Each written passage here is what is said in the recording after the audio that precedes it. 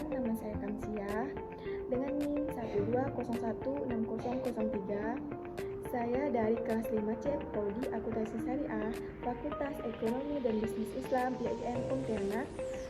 Di video ini saya akan memaparkan materi mengenai akuntansi lembaga pegadaian syariah dan YSAK 35.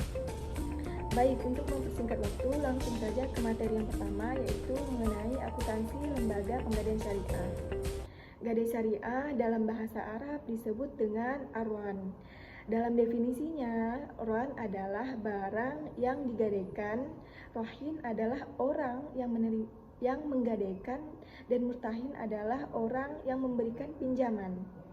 Gadai adalah menahan salah satu harta milik nasabah atau si rahim sebagai barang jaminan atas pinjaman yang telah diterimanya. Marhum tersebut memiliki nilai ekonomis, dengan demikian pihak yang menahan atau penerima gadai memperoleh jaminan untuk dapat mengambil kembali seluruh atau sebagian piutang. Dasar hukum gadai syariah ini terdapat dalam Quran Surah Al-Baqarah ayat 263. Allah berfirman, "Dan jika dalam perjalanan dan bermuamalah tidak secara tunai, sedangkan kamu tidak memperoleh seorang penulis, maka hendaklah ada barang tanggungan yang dipegang. Akan tetapi jika sebagian dari kamu mempercayai sebagian yang lain, maka hendaklah yang dipercayai itu menunaikan amanatnya, dan hendaklah ia bertakwa kepada Allah Tuhannya, dan janganlah kamu menyembunyikan persaksian. Dan barang siapa yang menyembunyikan, maka sesungguhnya ia adalah orang yang berdosa hatinya, dan Allah Maha mengetahui apa yang kamu kerjakan." Lanjut, kemudian ada akad yang ada di lembaga pegadaian syariah, yaitu yang pertama itu ada akad kardu hasan, yang kedua itu ada akad mudarobah, dan yang ketiga itu ada akad bai mukayadah, dan yang keempat ada akad ijarah. Rukun gadai syariah ini ada 5. Yang pertama itu ada arwan, yaitu orang yang menggadaikan. Orang yang telah dewasa, berakal, bisa dipercaya dan memiliki barang yang digadai. Yang kedua ada al-murtahin, yaitu yang menerima gadai. Lembaga, yaitu lembaga yang dipercaya oleh si rahin untuk mendapatkan modal dengan jaminan barang gadai. Yang ketiga ada al-marhun atau barang yang digadai. Barang yang digunakan rahim untuk dijadikan jaminan dalam mendapatkan uang. Yang keempat ada al-marhun bih atau utang, yaitu sejumlah dana yang diberikan murtahin kepada rahim atas dasar besarnya tafsiran marhum. Dan yang kelima itu ada ijab dan kabul, yaitu adalah kesepakatan antara si rahim dan si murtahin dalam melakukan transaksi gadai. Adapun perbedaan gadai syariah dan gadai konvensional, yaitu penggadaian konvensional melayani semua produk penggadaian, sedangkan penggadaian syariah hanya melayani produk syariahnya saja. Hampir semua produk penggadaian sudah mendapatkan penyesuaian sehingga sesuai dengan prinsip-prinsip syariah. Secara mendasar, perbedaan penggadaian syariah dan penggadaian konvensional terletak pada akadnya, yang mana dasar hukum penggadaian syariah adalah menggunakan akad gadaian yang menyesuaikan fatwa Dewan Syariah Nasional. Perbedaan dasar antara penggadaian syariah dengan konvensional adalah dalam pengenaan biayanya, yang mana gadai konvensional memungut biaya dalam bentuk bunga yang bersifat akumulatif dan bersifat ganda, sedangkan pada gadai syariah tidak berbentuk bunga tetapi berupa biaya penitipan. Jadi singkatnya, gadai syariah lebih kecil dan hanya sekali dikenakan. Jadi sudah jelas bahwa ron boleh dilakukan karena kegiatan ini sudah pernah dilakukan oleh Rasulullah SAW. Lanjut ke materi yang berikutnya, yaitu mengenai YSAK 35, yaitu tentang penyajian laporan keuangan entitas berorientasi non-laba.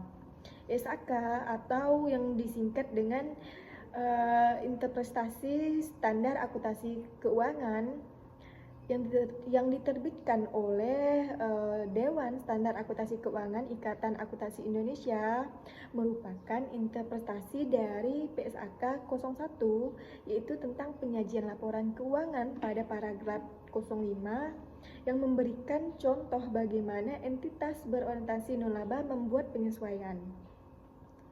PSAK 35 menjelaskan tentang penyajian laporan keuangan entitas berorientasi non-laba.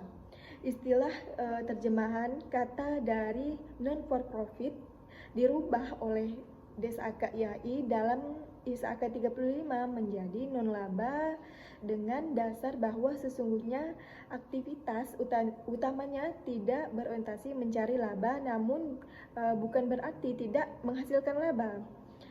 DSAK 35 penyajian laporan keuangan entitas berorientasi non-laba telah disahkan oleh Dewan Standar Akuntansi Keuangan Ikatan Akuntansi Indonesia pada tanggal 11 April 2019. Namun, ISAK 35 ini berlaku efektif mulai pada tanggal 1 Januari di tahun 2020. SAK 35 diperuntukkan untuk lembaga nirlaba seperti yayasan, pondok pesantren, dan panti asuhan. SAK 35 yang diterbitkan oleh DSAK IAI mengatur tentang penyajian laporan keuangan entitas berorientasi non-laba.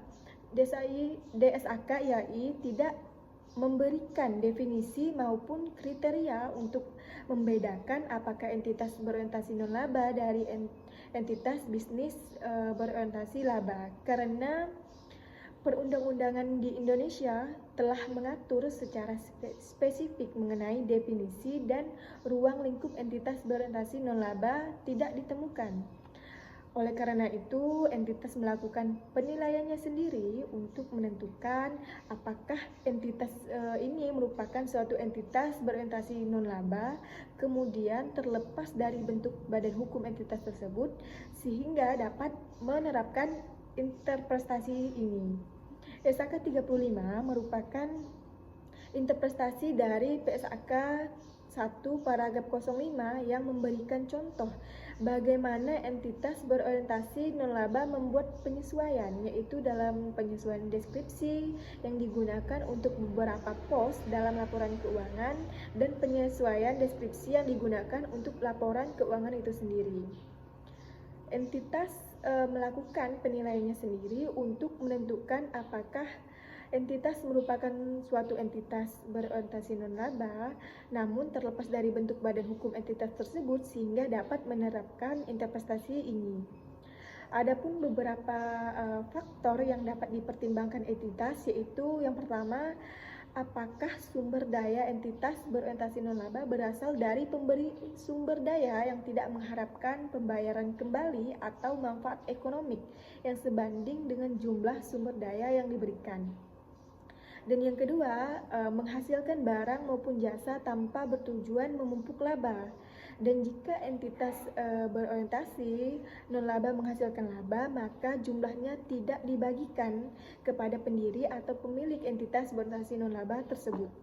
Dan yang ketiga, tidak ada kepemilikan seperti umumnya pada entitas bisnis berorientasi laba, dalam arti bahwa kepemilikan dalam entitas berorientasi non-laba tidak dapat dijual, dialihkan maupun ditebus kembali, atau kepemilikan tersebut tidak mencerminkan proporsi pembagian sumber daya entitas berorientasi non-laba pada saat likuidasi atau pembubaran berorientasi non-laba. Adapun laporan keuangan SAK 35, yaitu yang pertama itu ada laporan posisi keuangan. Laporan posisi keuangan entitas non-laba terdiri dari 3 unsur. Yang pertama itu ada aset, dan yang kedua ada liabilitas, dan yang ketiga ada aset neto. Yang kedua, laporan laba rugi dan komprehensif. Laporan penghasilan komprehensif menggambarkan kenaikan dan penurunan manfaat ekonomi entitas non-laba yang berasal dari penerimaan maupun pendapatan. dan pengeluaran ataupun beban. Laporan penghasilan komprehensif dibagi ke dalam dua bagian yang sudah sesuai dengan klarifikasi aset neto. Yang pertama itu tanpa pembatas dari pemberi sumber daya, dan yang kedua dengan pembatas dari pemberi sumber daya. Yang ketiga, laporan perubahan aset neto. Laporan perubahan aset neto adalah bentuk penyesuaian dari istilah laporan perubahan ekuitas pada laporan keuangan entitas bisnis. Aset neto ini dalam entitas nolaba diklarifikasikan menjadi dua, yaitu yang pertama aset neto tanpa pembatas dari pemberi sumber daya, dan yang kedua aset neto dengan pembatas dari pemberi sumber daya. Yang keempat, laporan arus kas. Laporan arus kas entitas non-laba sama dengan laporan arus kas untuk entitas bisnis, di mana arus kas dibagi dalam 3 aktivitas, yaitu aktivitas operasi, aktivitas investasi, dan aktivitas pendanaan. Metode penyusunan laporan arus kas dapat menggunakan 2 metode, yaitu metode langsung dan metode tidak langsung. Dan yang kelima, yang terakhir ada CALK atau yang disingkat dengan catatan atas laporan keuangan. Mungkin itu saja yang dapat saya sampaikan. Kurang dan lebihnya saya mohon maaf. Wabillahi taufiq wal hidayah. Wassalamualaikum warahmatullahi wabarakatuh.